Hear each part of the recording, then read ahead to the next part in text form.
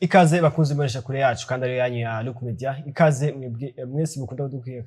kudukurikirana muciye atandukanye, aba kuri Look Media muciye kuri Star Times cyangwa muciye ku mbuga ngurukana bumenyi cyangwa ku mbuga hwaniro. Ikaze mwebwe abakunze ibiganiro by'inkino, ibiganiro vya Look Sport, ibiganiro vya Magic, ibiganiro vya mumenyi n'ibindi bitandukanye twashikiriza hano kuri Look Media. Tukuru no mu turi ku munsi wa gatanu, turi kwigenekerezo rya 30 ukwezi kwa mbere cyangwa ukwezi kwa 0 umwaka wa 2026. Umwanya w'ikiganiro cha Look Sports ni ikiganiro cha nyuma tuje kwashikiriza muri kuno kwezi kwa mbere cyangwa kuno kwezi kwa 0 umwaka wa 2026. Tuzogaruka ku munsi wa mbere muri Look Sports twamaze kwinjira mu kwezi kwa ruhuhuma umwaka wa 2026. Turumva ko dutera twegera imbere mu minsi, dutera twegera imbere muri uyu mwaka mushasha turimo. Muno museni ikiganiro cha Look Sports cyo kwashikiriza kigizwe n'inkuru zitandukanye, ariko nkuko mubona muri studio ndi kumwe na mugenzi wanje Ingabire Gilles Boris. Reka ndamuramutse. Ndakuramukije Laurence Ndongozi, ndaramukije ndetse n'abariko baradukurikirana abakunzi ba Look Media na cyane ari abakunzi ba Look Sports, abakunzi b'ibiganiro by'inkino bigiye bitandukanye. Na yuko muri no minsi twari tubanye neza, twari muri Champions League no mustragarose muri Look Sports. Nibaza yuko kugira ibihe byiza. Twifurize kugira ikaze. Ni uno musi turi ku munsi wa gatanu, navuze turi kwimuca amaki, turi ku munsi wa gatanu w'ikiganiro, turi ku munsi wa gatanu ni ikiganiro ca nyuma. Uno musi n'umunsi gira 30 mu kwezi kwa mbere, hasikaye umunsi umwe wonyene. Ku munsi w'ejo wa gatandatu tuza turi bigenekerezo rya 31. Yego, nuvuga ngo abakunzi ba Look Sports cyangwa abakunzi b'ibiganiro bitandukanye bica kuri Look Media bazoshobora kutubona turi kumwe mu kwezi kwa kabiri, mu kwezi kwa Roma. Nuvuga ngo ukwezi kwa mbere kurarangiye, dufate ko tuje kurangiza ukwezi kwa mbere muri Look Sports. Yego, ukwezi kwa mbere kwagenze gute? Nibaza ko kubwanje ntikwagenze nabi nkuko nari ndavyiteze, kubera ko ngo tutaje ko tubigaruka ko mu kwezi kwa 12 tuba turavuga ngo ukwezi kwa mbere amenshi bakunze kubavuga ko ni kure cyane. Bona je mwa kwarabaye kure sinchi niye kwarabaye kure ariko bigereranye. Nico gituma nshima iyo kuza kwa kure cyane sijanye kubona harageze mu kwezi kwa kabiri. Bivuga ngo razi haba hari no byita gute kao haba abantu bameze nabi mu mufuko cyane. Sinzi nigeze kujana n'umukolege tugiye gukora inkuru bisanzwe muri restaurant. Abantu batubwira yuko abantu bakora muri restaurant batubwira yuko ntitwo twaronka abakiriya ngo nabazi ugasaba utuntu duke cyane, kubera yuko mu mafaranga gusanga asaje ibintu akosme ibintu bike cyane bya 2000 3000 haba yarengeje. Kandi karusanga arakosoma 5000 atari mu kwa mbere akare erego nuvuga ngo nabakiriya bare basanzwe bahaza bare basanzwe bakosoma 7000 8000 mugabo unye yarengeje ni 3000 binatana. Hano ubu ati je nzanira akantu gatoyi numva eshiko ngo amira amatatu n'amazi menshi acha completesha amazi. So je rero nabaye ko kwagenze neza uko turivuga muri 7 December siko byaje ko bigenda neza. Ngo twaje ko tubibira akabanga ko munze mukoresha Antibet. Antibet naza ko hari benshi yaje kwifasha nawe urayishinga intare. Keke sote rero ko byaje ko bifasha kugira ngo sinze kugira ukwezi nikuze kwa kureko. Naza ko ibintu byaje ko bigenda neza. Uzi ko ukwezi kwa mbere no kwa kabiri ibintu byo mu kwezi kwa mbere ngo ni kurekure, ibyo nivyo kuva kera. Yego, ukwezi kwa kabiri nabo sinzi ko mwe je ndibuka nk'ikiga muri secondaire. Yego, bavuga ngo ukwezi kwa kabiri bavuga ngo amasaha yo mu kwa kabiri ngo arihuta nayo mu kwa ayo mu kwa mbere mu kwa kabiri arihuta ngo amasaha yarihuta. Kandi rero urazi ko ntisubeshi jewe naho ubunya siniho ndabibona cyane, kwa ko ubunya ndavyuka nkabo ati ndagiye ku kazi kare nabibona nciga ndumunyeshuri none nabibona byakwiye kumva ari gihe bakuvuga bati banzi uri handindira gato. Gace usanga rero imisi yose mu kwa mbere no mu kwa kabiri wasanga hageze kuja ku ishure kuvyuka muje ku ishure hakikare cyane kabisa, umengo niho kijyama. Hama ku mugoroba naho gasanga 18h ebana haracabona ebana 18h kamera ni 17h haracari ku murango. Gusa ubunya siko bikimenya ngo hindagurika gibiye gera hindibi peut-être cyangwa ni kwa peut-être ubunya ntakija ku ishure nivyo ibyo cyane usanga bikora ku banyeshuri. Kandi ibyo bya hari igihe usanga wabishize mu mutwe bwati mu kwa kabiri uri kuriga ubona ko ni kw'isaha muri secondaire bavuga ati isaha barasona après 45 minutes bashobora kuri kubera mu mutwe iwawe wowe uzi yuko amasaha yo kwa kabiri aranyaruka canke yo mu kwa mbere wowe umvuga ati aha mukanya ndazi kuri izo biheze baza bagiye gusoma nubwo mu mutwe wacu wishama ati isaha iraza kunyaruka tuza gutaha kare mugabo ibyo byaba ku banyeshuri badagirane badakunda kwiga sina abakunda kwiga bavuga ati kwera iki bagiye gusona nashaka kubana niga abonye bari batwebwe hama barorisi bavuga ati abantu batebeje kuja gusona ariko kandi ukwezi kwa mbere bafata yuko ni abagabo baba bariko barafasha imiryango yabo kugira ngo bagire bahimbaze noheli nziza iyo minsi mikuru irangiza umwaka hama mu kwezi kwa kabiri abagabo canke abasore bariko bararondera uburyo bwa ngo baze kubafata neza abakunzi babo hama mu kwezi kwa gatatu na abagabo baba bariko baritegurira kugira ngo baze gufasha abakenyezi babo guhimbaza umunsi mukuru wahariwe abakenyezi bivuga ngo kwezi kwa kane nawe nyine numva ni Yesu abayazuze bari ko barahimbaza za Pasika ku bantu basanzwe bemera ariko abariho na sinzi ukuntu bita mu Gifaransa Ramadan mu mizirima so rero nukuvuga yuko abagabo n'imiburiburi baza ko bahimbaza umunsi mukuru w'abakozi n'akazi bahimbazwe igenekerezo rya mbere y'ukwezi kwa gatanu buri mwaka niho honyine bavuga ati turashyire natwe ni turu yacu turabakozi twese baba mama baba papa bose n'abakozi nuko nibaza ko rero ukwezi kwa mbere hari abo kusanga kwabereye kuriko ariko no gushima Imana ko ushoboye kurangira ikintu nyamukuru ni kuba urangije uri muzima jewe narahuye ngira ngo abantu benshi baje ko baba ko narahuye na grippe hari imaze imisi ukwezi kwa mbere naza ko kwaje mu grippe nyinshi so nibaza ko nimba urangije kuno kwezi utagwaye grippe kabisa nimba usenga uje gusenga ugati warakoze kabisa cyane naza ko no kuri hano muri kumenya naza ko mu kwezi kwa mbere twaje kuba twerekana inkino nyinshi kuri rukumenya twaje kuba twerekana Coupe d'Afrique des Nations abantu baje kuba barabikibiriraho inkino zo kuva muri quart de finale demi finale ndetse na finale urukino rwa nyuma baje kuba baraba Super Coupe twaje kwerekana Super Coupe El Clasico naza ko ni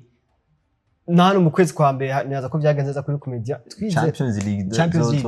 League zose baje kuba zira rero ko ubu mu kwezi kwa kabiri zatuje mu nkino zikomeye Champions League muri bageze mu gukurakuranamo ubona ko byose ni kuri Comedia za ko aribona ikare mu kiganiro cyo kuno munsi wa gatanu tuzatuko twaganira ku makuru ariko aravugwa hano mu Burundi muri Primus League zariko bakina indwi igira 19 hano mu bibuga bitandukanye mu Cibitoki hani Bujumbura n'ahandi hatandukanye tuzakuva no mu Burundi tuvuye muri Primus League twerekeza ku mugabane wa Buraya muri UEFA Champions League baje kwa baheza bivuga ngo inkino zo muri phase de groupe uno munsi bagiye mu barrage ariko hari n'indi migwi 8 yoyo imaze guhonyoza uvuga ngo amaguru abiri yose muri 16e de finale sinaza ko nijyo tuza guca hirya no hino n'andi makuru ariko aravugwa ku mugabane wa Buraya reka tubanze tumira amateka gatoya je tugaruka nido nk'umunywanyi w'ibanki BCAB wowe ufise ubwoba ko udashobora gusuma ata amafaranga wagendanye ibanki BCAB yamana bishasha twabazaniye ubuhinga bushasha bwo kuriha amafagitire no kubikura amafaranga mbega ubwo buhinga nubuhe hoho bukora gute nakamashini ko kuriha fagitire canke kubikura amafaranga ukoresheje ikarata nikeli ati none mbega ivyo bigiye kutwungukira iki ubuzima bugiye koroha mu kutagendana umukagato w'amafaranga ku mufuko ngo havubura n'abagizi ba nabi bakayakwiba ikindi congeye ko kuri ico nuko ushobora kubikura amafaranga yawe kwishami ryo ryo ryose rikwegereye rya BCAB utirura ruhishwa no gutonda umurongo ngo havushikirwa warusha ibanki BCAB kumwe namwe aho muri hose shika mu iterambere na BCAB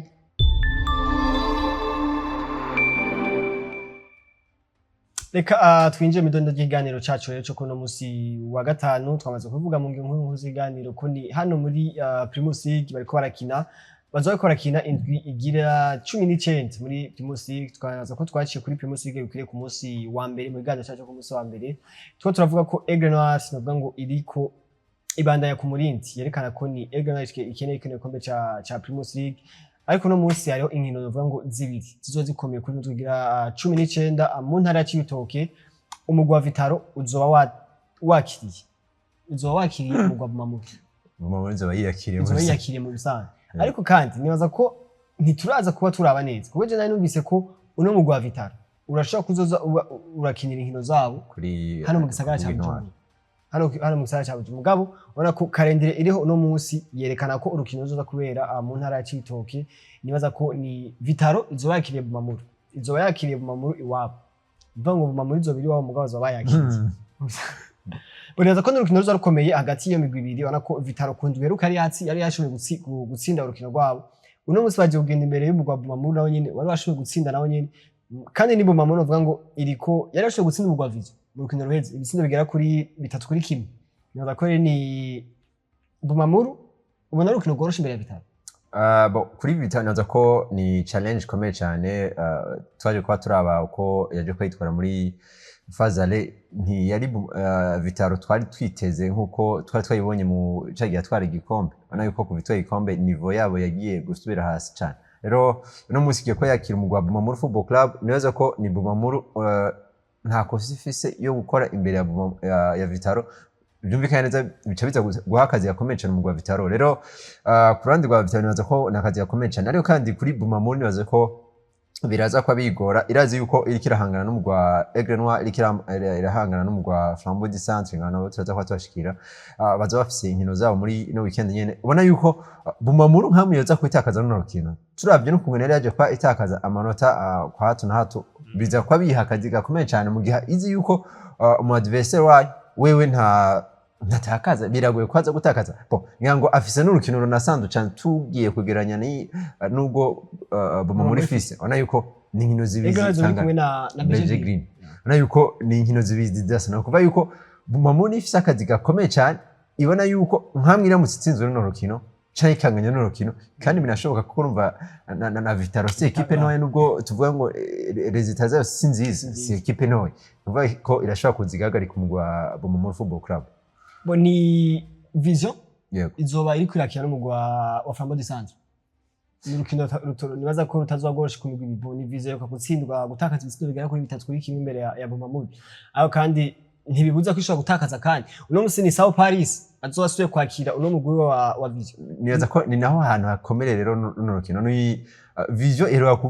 kuvana n'umumenyereza wayo nibaza ko bari bamaranye n'igihe kitari gito yaciye agenda mugwa Flambeau du Centre noneho Flambeau du Centre ciye iza kuba ikina umenga ni Vision zo biko yakira Flambeau du Centre agiye kuba temberera imuhira avuye hanze iyo yagiye arasubiye imuhira kandi agarutse muhira naza ko ni match ikomeye cyane tubanje deja twaraba uko kuntu umumenyereza wa Flambeau du Centre haramenyeza umugwa Vision ariko kandi tunaravye nuko umugwa Vision uno munsi ufise gahunda yuko ntutwari igikombe n'ivyo cha Primus League dufatiye ku byo Paris yavuze canke bamwe mu basanzwe bari mu mugwa Vision Football Club baje kwavuga na yuko igikombe cha Primus League siyo Vision yiwabo Vision ntifise Vision yo gutwara igikombe rero ngaho turavye Vision yabo yari Vision 26 iyo 26 barashaka gutwara ibindi bikombe barashaka gutwara coupe du président bagaca bakina Confederations Cup en tout cas ni parcours nziza bazobageza parcours nziza so nirumva niyo Vision isanzwe ifise yo gahunda yo kuza nimiburi muri Big Four rero kugangize kuza muri Big Four nuko ibanze kerekana yuko ishobora gutsinda n'umugwa wa Flambeau du Centre ariko Flambeau du Centre nayo naza ko uno munsi amakosa maze gukora arahagije nimba ishaka gutwara igikombe by'ukuri nimba ifise yo gahunda yo gutwara igikombe irazi yuko Aigle Noir ntirikirarekura irazi yuko Bumamuru nayo nyene ikoze ikosa iravuga ati reka dukosore kuri match kurikira so Flambeau du Centre nazo kumaze gukora amakosa menshi cyane yo gutsinda ngo yaje kubikurikiranya inkino tubigarutse ko itsindwa kwa hato na hato rero no munsi nakajyo kezagangize kuba yirashete imbere y'umugwi wa imbere murantunga imbere y'umugwa Vision Football Club ya ni Vision twaje kwa tubona muri indwi officer ya transfer witwa Nahimana Jonathan umumenyereza akomeye cyane niba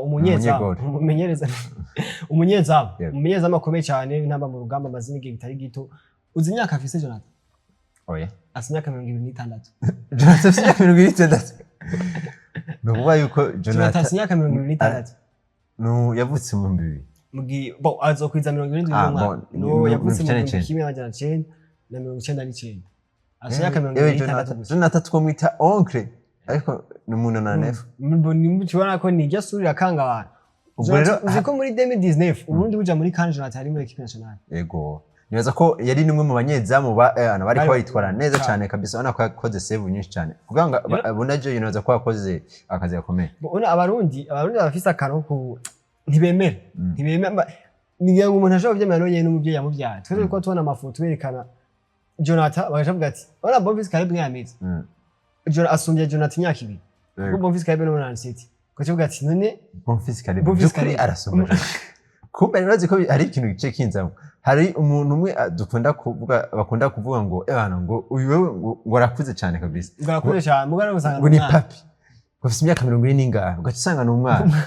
kubera isura yiwe neza ko bari kwamuhora ubusa by'ukuri ona ko Jonathan nuvuga ngo bagenda muri kan kege yarafite imyaka 19 cyangwa 20 numva yuko Kameme yari umwe mu mugabo ugiye kubira bamwe musanganye nega nivyo kuko kiyagiye nimba bafite 20 po kiyagiye nibaza Jonathan nta myaka yari heza amenyekanye cyane kandi mu Burundi usanga abantu bamenyekana kuri 18 10 n'ingana mugabo kwera akanwa k'Anyafrika ke benshi usanga bakurabira ku isura bakagira hari abakinya bakamihone bitwa basogoge bandi nibona ngo mbe ndakubwiye urana yuko nko muri Buraya Angleterre hehe umuntu bakubwiye ati afite imyaka ingahe uravyemera kubera yuko nka Lamine Yamal dufate nk'akarorero ntoza kuvuga yuko imyaka afise atari kuko deja kiri mutoyi ubuzima bw'usanga aba muri public amafoto byari bakoze bapostinze ukabona yuko nimba 2010 arangana uku birumvikana ko no rero dufatiye nko kuri Jonathan rero ugasanga Jonathan dushaka tunamwihoza hari abanyafrika naje mvuga ati naje n'umunyafrika n'ivyo ariko sha iyo myaka siyo ara yuko asanga ni ikintu kigana nkuko none nimba Pedri angana uku uyu angana uku byakwe imyaka ni iyi myaka niyo byakwe mugorana yuko hari gusanga by'ukuri apparence tubona physiquement atariyo myaka umuntu baza kubamo turetse ivy'imyaka naza ko ni transfer iza kuri vision izanye umunyezamu afise experience nyinshi hanze ya mu Burundi n'ahandi naza ko ni point ikomeye cyane baje kuba bubaka kuko nimba baje kuba babanza gukomeza inyuma naza ko twaje no kuba tubona ni vision no musi irazanye umwe mu banyezamu bakomeye basanzwe bazi gusama ariko kandi ni umwe mu banyezamu bazoza ko bafasha abandi bakinyi batarabanyezamu n'abandi bakinyi aba defenseur hagati niki kugira ngo baze ko bategura match ko nibaza ko amaze kwakina mu match akomakomeye cyane afise experience yakinye mu championnat akomeye nka championnat mu gihugu ca Tanzania ona yuko numwe mu banyezamu akomeye ariko kandi na vision twaje kwa tubona yuko yaje kuba sinibuka abakinyi bangahe yaje kuba ihana bihagarika bitwa ba Cedric Titi Mavugo nibaza ko vision de equipe imaze guhana abakinyi benshi byerekana neza yuko niyo discipline irayikontakwa ntifatira kuri mbega umukinnyi ariko yigenza gute ariko kandi ni mu gihe bitagenze neza akavuga ati ayitwaye nabi bakaza kuba bamuhaniriza ko ni kimwe mu bintu byiza ko ngo baze ko bashira ku murongo abakinnyi nibaza ko cyari gisataye kwara kuko nibaza ko abantu bakunda kwikana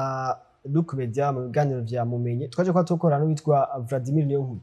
niwe asanzwe ari umumenyereza w'abanyezamu mu Rwavizo mu bantu bafite experience nini abantu bakurikije ganiro nibaza ko bumvise ahantu yagiye araca henshi atandukanye yaje ko tubwira ati ntitubiko tunezerezwa n'umusaruro abanyezamu bacu batanga muri phase are baje ko bagira mu wind biankese y'igitsindo kimwe hagati y'igitsindo kimwe n'igitsindo usanga ari kimwe n'ibice 80 na bingana abana ko kuri equipe nka Vision bankese ibitsindo byinshi naza ko iyi ni nimwe mu masolution bashoboye gutorera novuga ngo kino kibazo cy'abanyezamu muri Vision ariko sinzi ko yaco kije kurorance no equipe bo urabona ko nibaza ko nimwe mu equipe adahagaze neza muri no phase retour mu hino sato amaze gukina baranganije rumwe baratsinda rumwe baratsindwa urundi yego harashari kare ahubwo par contre baragize shite ikomeye cyane muri Fazal mugabo nibaza yuko nimba bariko baragerageza kwibuka ahanya na hari nibaza ko ari ikintu kimwe bizofasha kandi urumva yuko barashaka ko bazanye muri gufasha inyuma muri migori ariko ugasanga buryo muntu migori arafashije n'abandi bantu bo hagati kugira ngo baze kubagira agencies nama ko yakora hano muri Primus League naza ko twosha tuva muri Primus League ariko imbere ko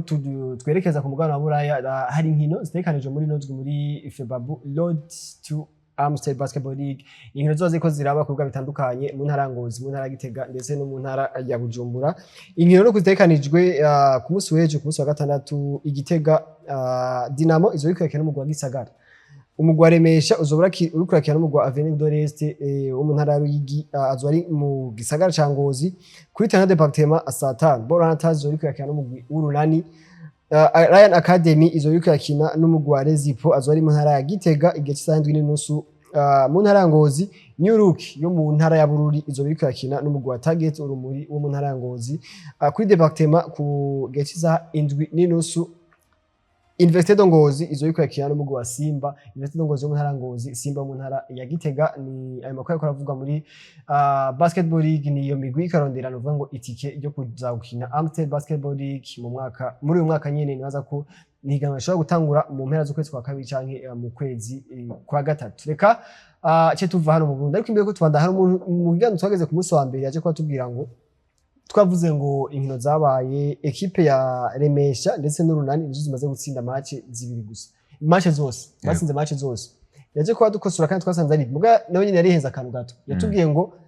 ni Ball Hunters hamwe n'umugwa wa Remesha zarashoboye gutsinda nabo zonye match zibiri. Ariko Ball Hunters nivyo yatsinze match zibiri samedi na dimanche, ariko Target yashoboye gutsindwa match imwe. Yashoboye gutsindwa n'umugwa wa Remesha ku munsi w'Imana uheze. Urumva ko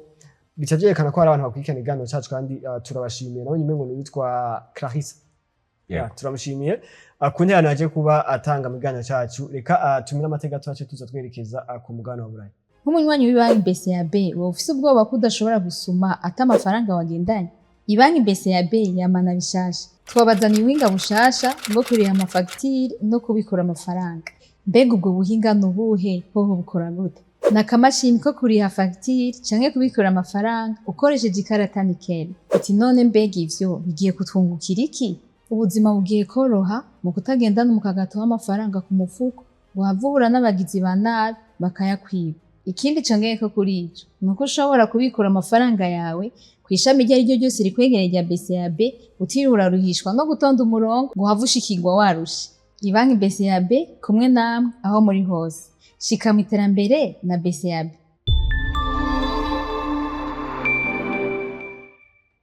Reka rero tuze twerekeza ku mugabane wa Buraya. Nibaza ko ni UEFA Champions League inkino zose zaraje kuba ziba ku munsi wa gatatu igihe cy'isaha 4 inkino 18. Igihe cy'isaha 4 inkino 18 zaje kuba ziba hari kunzwe igira 8 muri UEFA Champions League. Nibaza ko ni no forma imaze imyaka ibiri, ubona ko biba biryoshe, ubona ko ku rukino rwanyu, ku rukino rw'umunani mu ni finale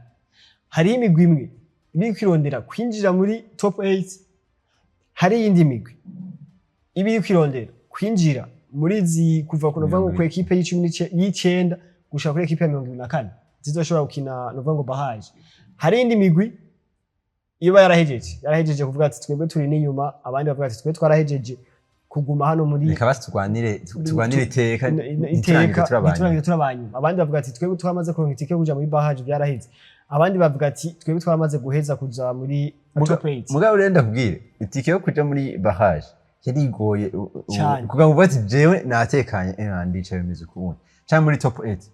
byari bigoye. Top 8 ni equipe zibiri zonyene zazimaze guheza, Arsenal na Bayern. Sino izindi zose Real Madrid yari ya gatatu yaje gukina match yari ya gatatu ibaze mugabo ya match zaraheze itarimo muri top 8. Urako zari nkino navuga ngo nyinshi mugabo zifise amantu atandukanye. None nk'umuntu ashaka kuraba ziya match zose byari kugenda gute? Sinzi ko babonye agafoto kagumye gasirika ugasanga umuntu afise ama screen agera nko kuri washobora kufise screen ziga kuri 18 kuma zari match 18 kugira ngo Nubwo ngo wagira kubunye kwari gumuhuma gusa. So ni ino forma mbere wanashima je gato uziko bijyaye twebwe ugumuhuma gusa. Uziko bajya abantu bari ama equipe bado abantu bari muri staff turesajya ba coach principal usanga bari kuri bar. Ajye abantu bari nyuma baguma baraba nabo nyine ama resultat biriko bigenda gute. Uno musi dufise turi he. Naje ko ndayibona Bernardo Silva aje ko bivuga après match. Yavuze ati nabajije witwa Pep umuwaje wa Pep nanye witwa Pep hamwe na Korotu. Yavuze ati eske turacyakene gutsinda igitsindo kimwe kugira ngo tubekanye. Numva ngo baza bararaba ayandi ma resultat biriko bigenda gute. Biriko bigenda gute. Numva ngo chaque moment ibintu byagwa bihindagurika iyo wabona irinjijwe kandi imwe yinjije wabona iyindi korose nk'ibanza bibiri canke iduzi bibanza nuvuga ngo ino forma igitangura je ubu nyana natanga kwikunda igitangwa narabona kumenya sinzoyikunda gusa ubu nyana natanga kwikunda tigute kare bafatira ku manota hose niyo manota nico kintu cyambere batangura kurabira hama gacha baraba mbega batsindanye gute muri match retour bacha baraba ibitsindo watsinze imuhira watsinzwe ahandi byose basanze mu binganya bagacha baraba rero goal difference mugabo unye na manota cyatugenda direct kuri goal difference ubana yuko yari Olympique de Marseille yari yamaze kuba qualifié kwari kikina n'umugwa Club Brugge na Club Brugge iranandika ko ati félicitations pour la qualification OM mugabo umugwa Benfica ntari bwatsindi ikindi gitsindo ca kane umugwa Real Madrid kandi buri urazi yuko Real Madrid yitsindwa 3-2 yitsindwa 3-2 Benfica neko Rwanda kandi navyo nyene byaje guhinduka mu nyuma kuko nibuka na Jose Mourinho Premier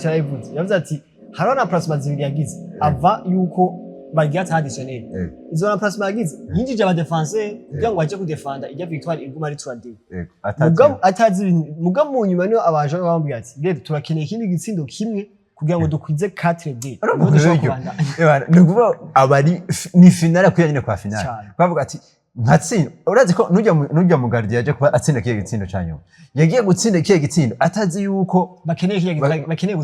gutsinda urabonye bose ko Jose Mourinho arabizi staff arabizamuye ati genda twese tugenda gusa rero bace yaje kubavuga ati mu nyuma niho nagiye kuba mbona abandi sinzi umukinya avuze ati aguma avuga ati turakine kindi gitsindo ati duga buriya rero yaje no kwatsinda gitsindo ko nibaza ko ni echo burya match kwe ni echo wa Benfica kwanza ko yararonse kiyagiye yaronse qualification yaronka qualification mugabo umva nibaza ko ni igiye muri barrage kandi amahirwe menshi ashobora guhana Real Madrid kandi muri zino barrage nibaza ko ni ona ko yari journée ya nyuma kuko nibuka Man City yari ya kane igakoroka ya gatandatu igasubika kubera hariho Sporting ariko irakina Sporting yaje gutsinda igitsindo Sporting niyo yanatumye Real Madrid ivamo ubwo Sporting yagiye gutsinda igitsindo ariko bakina na Athletic Club baje ko batsinda igitsindo ku munota wa 94 bituma bagiye amata 16 barasubira baraduga muri top 8 Real Madrid kiravamo rero naza ko ni duhagaye kuri no match ya Real Madrid ubona ko match yo kwakina ubona ko ni match ino Benfica turetse nibi byo kugirana uzi ko Benfica yaronse amakazi menshi cyane yo gushobora kugira gutsinda ibitsindo byinshi ino Real Madrid naza ko yaradominye cyane urana ko yaje Benfica yaje kuba ikina Bonnier kirakiye yaje kuba yinjira muri match ubona yuko umenga bari amavubi kera bavuga ngo umenga bari amavubi umuntu yakazi ubona ko yari ifise ubukara kurenze cyane ubona yuko kuva match gitangwa ngira nko minota nka 10 ningahe yose ubona yuko nka 15 yose ya mbere ubona yuko yari Benfica yari kiragerageza kugwana hasi no hejuru uto Thibaut Courtois ndibuka yuko ari save yakoze mugumenga yari muri Orge mugane nubwo atari ko ari muri Orge yari yamaze kuri save ubona ko yari save tangaje kuryo ubona ko Thibaut Courtois bari bamaze kuba bamwifatira cyane ubona ko ni Benfica yaje kuba isatira cyane gose ariko Real Madrid nayone haragera igihe irafata ibintu umuntu kanana ko yari match ubwa mbere nko muri minota 80 70 ubona ko yari match zose zari zingana 50-50 Real yaradomina na Benfica ikadomina mugurumva umunyeshuri yamara umunyeshuri uwiga yamara uwiga umwigisha yamara umwigisha witwa Jose Mourinho yavuze ati jewe naraje kwanda kumenyereza tashobora no kumenyereza no ngahanya nkabandira kumenyereza nubwo ufise equipe nkuru rero Benfica aje kwa ikina match nziza ku bwanje gusumba Real Madrid kwa yuko isura twatuzi kuri Real Madrid muri UEFA Champions League siyaje kwa yerekana kuri rya munsi mugabo Benfica aje ko Benfica no mu mwaka weze yaraje kwikirana na FC Barcelona iza kuba itsinda 5-4 nimba tari 4-2 5-4 yari 5 muri match imwe urumva yuko ntikangwa na FC Barcelona kandi kiyagiye FC Barcelona ari muri forme nziza cyane kabisa nako witwa Rafinha Lewandowski na Lamine Yamal bose bari muri forme nziza rero uno musi baje ko bahura kandi na Real Madrid baje ko batsinda 4 no ngo batsinze 4 ibitsindo bigera kuri 4 mu igori rya FC Barcelona ibitsindo bigera kuri 4 mu igori rya Real Madrid nibaza ko kutaje kubagira amasave menshi kundi buka ko no muri mu minota ya nyuma hari amasave yaje kubagira bana ko ino defense yari yaremerewe cyane yari yaremerewe cyane no attack ya Benfica nibaza ko ni Jose Mourinho no musarime equipe mu busanzwe muri Portugal equipe y'UNFC Porto yaje muri Benfica abantu baramuvuma baragirana mugabo ubona ko ariko abandanya no ngo yerekana ko nkuko bamaze kubivuga Cyril uno musikazo cyari no Arbeloa yaje kuba atangura match avamwe muri Copa del Rey batsinzwe no mu Albacete umugwi 17 muri La Liga D mu cya kabiri sina La Liga ijya nkuru tu La Liga D iri mu kibanza cya 10 nuvuga ngo akayana kanya irakorokera mu cya gatatu muri division ya gatatu uno munsi bo yacha aratsinda match zibiri muri La Liga Santander yego yaratsinze na Champions League batsinda umugwa Monaco uno munsi aje gutsinda muri La Liga yaratsinze batsinda Villarreal Mengo batsinda Villarreal ibitsindo bigera kuri 2 ku busa mugihe kibazo kya ariko atsindwa inkino zituma nuvuga ngo yatsinzwe muri Copa del Rey barabayirimi atsinzwe muri Champions League bagiye bazonza guca muri barrage ubona ko ariko atsindwa za nkino zikomakomeye ese kamahirwe ngana gute kugira ngo dushobore kumubona arashobora guheza ino season ko tuzi ko kwa Florentino Perez ntabyo kuvuga ngo maze ukwezi cyangwa maze ubuzingana nibaza yuko kekeswa resultat zotanga nazo ko atigeze kuguma ari umumenyereza kugira ngo Real Madrid igumane iryo zina erega soya twita Real Madrid Manchester United yo muri La Liga nibaza yuko kubwanye nibaza ko kekeswa resultat zoza kubibonera kwa Arbeloa nibaza ko azoguma ari umumenyereza muri nontuze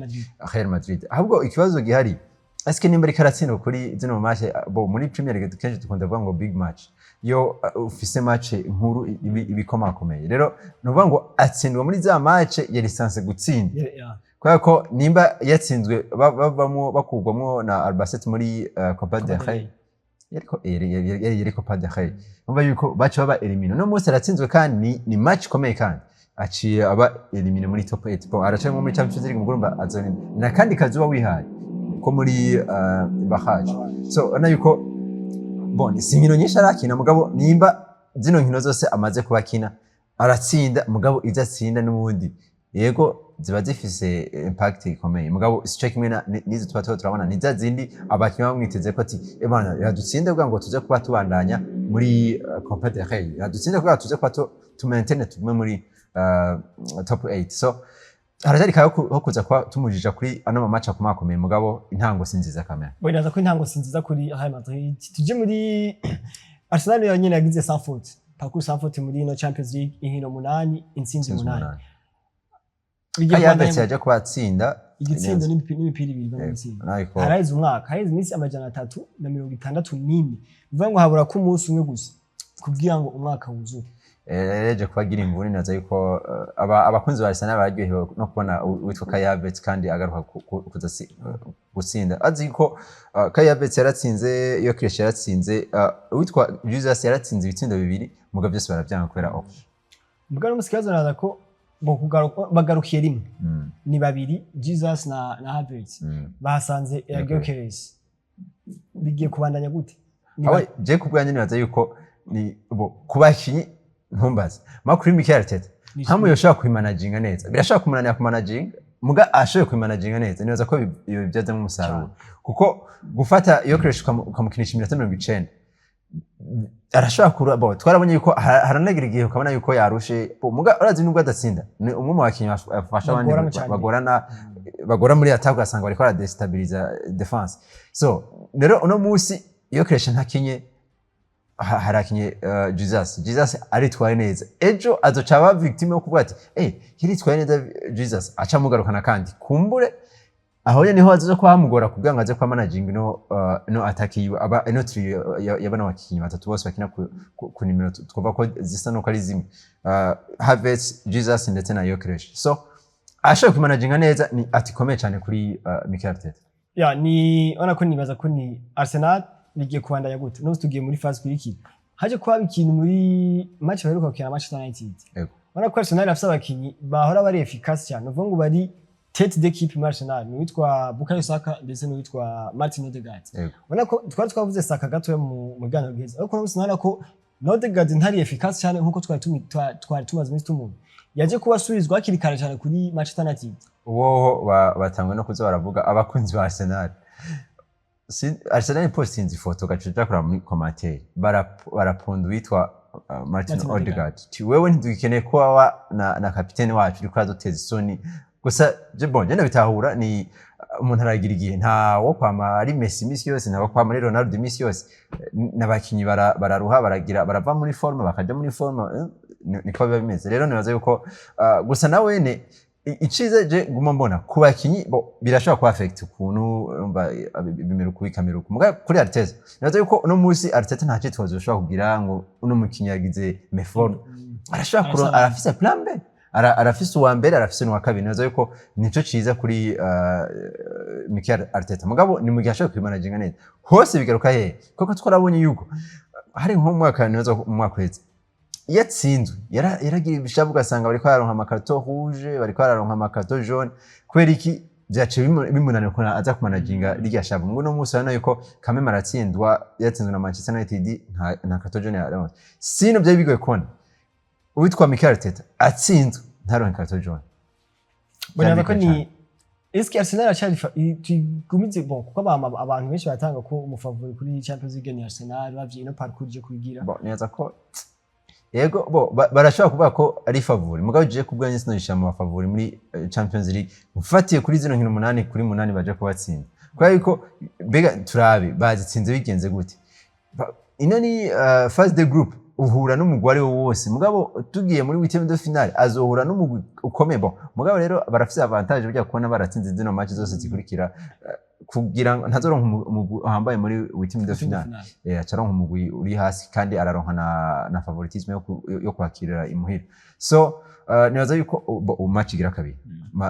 match retour so nibaza yuko kuwitwa Mikel Arteta ashoboye kwimanaginga neza ino Arsenal irashobora gutwara ino Champions League bigoye cyane biri kure cyane mugabo arashobora kuja muri abo bahabwa amahirwe yo gutwara Champions League no muri Premier League naho arashobora kuza muri abo ba hafi bo kugwanira Premier League niko byari arashobora kuza gutwara ino Premier League bigoye cyane aracayimo no muri League Cup aracayimo no muri FA Cup arashobora gutwara quadruple no boneza ko byose biracyashoboka pour le moment iracyashoboka turavye performance ariko arerekana biriko biraganya amahirwe mugabo byose biracyashoboka bo imbere ko tanga iziganiro arako muri no munani yaje kuba ibakarife muri top 8 imigwi 5 niyo muri English Premier League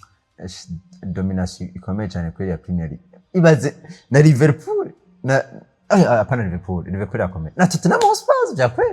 rigirimo muri top 8 irimo ni muri Premier League ni 14 nimviriritse bari twibagiye ko yari 17 iratwaye Europa League biratangaje ino Premier League ama equipe yabo yose bo kiretse umenga Newcastle United yonyene igize nayo irimo muri top 8 irimo Newcastle United nuvani Arsenal ni Man City Chelsea Tottenham Hotspur na Newcastle mana yanje we nuvuga ngo bagize domination iteye ubwoba cyane gose kiretse umugwi peut-être wa FC Barcelona na Inter Milan ya ije kuvanga Bayern Dominici na Bayern traheje Inter de Milan irimo ni Bayern na Sporting man Barca na Sporting Barca Sporting na Inter de Milan yaza ko ni 10 inyuma ya Real Madrid so naza yuko barerekanye iganwa rikomeye ku isi nirihe Premier League mugabo ni chance naza yuko ntitwafata ubukomezi bwa Real Madrid bwa Inter Milan ngo turenganishe umugwa wa Tottenham Hotspur cyangwa Liverpool nibyo ni Liverpool irimo muri top 8 ahubwo Newcastle itanye muri top 8 Newcastle Newcastle match nyuma baranganije na Paris Saint-Germain mugabo nayo nyene yaza ko iri ni kikurikira Inter de Milan ya 13 nimba ntihenze 11 ngaho nyene arako niyo migwi 5 Liverpool Chelsea Arsenal Manchester City Tottenham Hotspur itimu igira 14 muri English Premier League naza ko ni hino ziye kubandanya muri huitième de finale ni equipe igira 14 muri Premier League ariko ni equipe igira ni mukaza cyakanga naza ko ari gatandatu ni equipe igira gatandatu ikomeye ku mugabane wa Burayi ariko ibyo bintu iyo naza ko ni irimo muri top 10 y'ama equipe akomeye muri Europe yose Ya, nibaza ko ari ni inkino zigiye kubandanya muri weekend of finale naza ko muzoza murabandanya muzikurikirana no kuri Look Media. Igana cyo kuno munsi naza ko twokigarukiriza hano reka Boris nagushimiye. Ndagushimiye nanje Loris Ndongozi, ndashimiye n'abahora dukurikirana amagara amahoro ndetse n'amafaranga nivyo twifuriza. Eka kandi ndabashimiye no ngenda bifuriza kubandanya mugirwa n'ibiganiro biki mushikirizo hano kuri Look Media isango ni ku munsi wa mbere muri Look Sport turabiramo amakuru yabaye muri ino ndwi yaba muri basketball muri football muri Primus League ndetse n'ahandi hatandukanye nuko mugire aho muba mwubahwe naho utaha.